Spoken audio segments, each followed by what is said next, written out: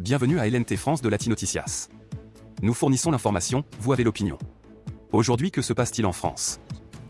Dans un contexte politique tendu, Marine Le Pen a pris la parole face à une assistance nombreuse venue lui témoigner son soutien dans la capitale. Au cœur de cette tribune improvisée, la figure de proue du Rassemblement national a délivré une allocution percutante dépassant la demi-heure. Je sais les vicissitudes de la politique. J'en connais les contraintes et les injustices.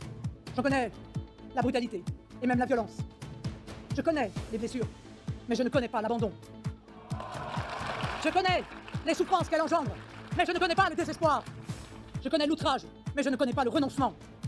La victoire est en marche, c'est votre succès qui se dessine, a déclaré Marine Le Pen face à une foule galvanisée dont les acclamations résonnaient dans tout l'espace du Rassemblement. La présidente du Rassemblement national a tenu à exprimer sa gratitude envers le demi-million de Français qui ont manifesté leur soutien en apposant leur signature sur une pétition de solidarité. Cette aspiration est la nôtre.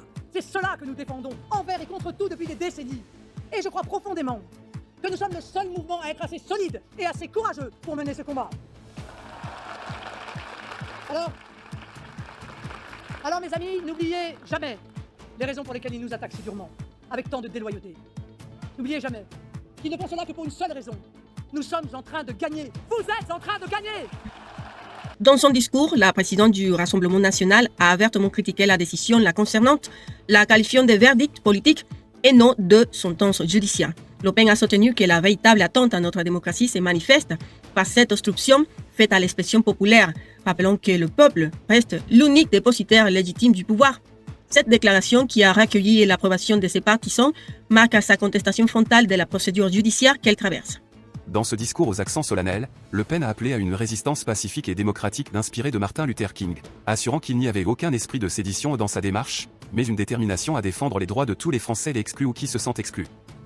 Comment croire qu'en France, le pays des Lumières et des droits de l'homme, on puisse gouverner en ayant recueilli 5% des voix et qu'on interdise de toute fonction un parti qui réunit 37% des suffrages? Dans ces conditions, je le dis, notre combat est aussi un combat pour les droits civiques. Parce qu'il existe manifestement en France plusieurs catégories de citoyens. Imaginez, mes amis, que certains esprits chagrins et intolérants se sont même offusqués que nous puissions nous réunir aujourd'hui sur cette place, dans la capitale de notre pays, comme si le droit de réunion devait aussi nous être retiré. Les mêmes, d'ailleurs, qui ne trouvent rien de scandaleux à manifester avec violence contre le résultat des élections. Eh bien, ils nous reprochent, avec des arguments aussi grossiers qu'outrageants, aussi excessifs que ridicules, de faire un meeting de soutien à la démocratie et d'exprimer notre indignation, pensons violer aussi évidemment les principes fondateurs de notre État de droit. À tous les Français que l'on veut intoxiquer, je veux dire que notre ligne de conduite ne sera jamais celle de la brutalisation, chère à d'autres formations politiques, mais celle pacifique du pasteur Martin Luther King pour les droits civiques des citoyens américains à l'époque opprimés et privés de droits.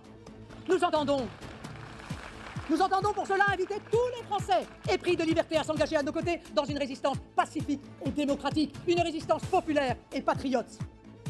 C'est tout pour notre couverture de l'actualité aujourd'hui. Nous sommes Journalisme Franco-Latino, votre source d'information bilingue indépendante. L'information, c'est notre métier, l'opinion, c'est la vôtre. Pour ne manquer aucune de nos analyses bilingues, abonnez-vous et activez les notifications dès maintenant. Partagez dans vos réseaux pour soutenir le journalisme qui traverse les frontières linguistiques. Merci et à très bientôt.